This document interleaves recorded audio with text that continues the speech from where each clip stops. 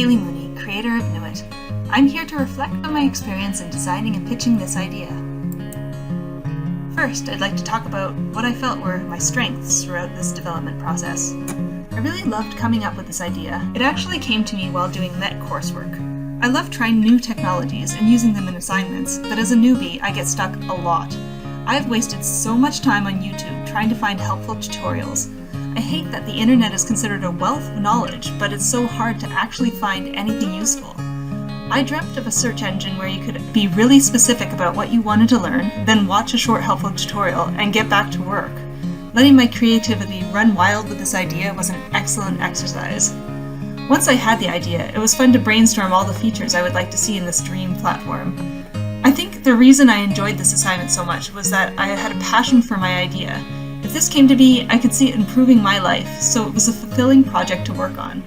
It was also entertaining to have a little fun. Based on my son asking me why my logo was a three-eyed yak, I'm guessing my branding is in a little need of some tweaking, but since at this point it's all theoretical, I liked going with the mom pun for the name. Moving on to my weaknesses. As I mentioned before, I dreamt up this idea and imagined all those great features. What I didn't really do was come up with fixed dates and what exactly I would need to do in order to get this project off the ground. I felt like I needed to keep things relatively short due to the constraints of the assignment though, and didn't want to dig myself into problems that would be too complicated to answer in a short pitch. I also felt like I was lacking in tech and business knowledge to come up with realistic numbers. If I were to present this as a true Kickstarter, I would need to dig a lot deeper with this idea and research what the tech design would really require in terms of people and startup costs. For the time being, I liked keeping this as an idea that people could come on board with, invest in, and as funding increased, I would expand operations. Finally, evaluating myself as an entrepreneur, I think I have the creativity and passion to be an entrepreneur. Once my idea started taking shape in my head, I couldn't help but spout my elevator pitch off to anyone who would listen.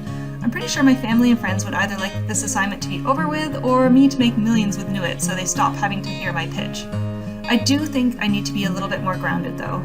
It's all good to have crazy big ideas, but it's another to actually make them happen. So perhaps before launching a project as big as Gnu It, where I need a large staff of expert programmers and marketers on my team, I might start with something a bit smaller. Having seen some of the Kickstarters out there, I'm not completely dismissing the idea of trying to pitch something small that I can handle and seeing where it goes. And that's a wrap. I really love the chance to let my creativity run free, so this venture was right up my alley. I often thought to myself as I was working on it that why couldn't Gnu It be a thing? I guess we'll see. Thanks so much for watching.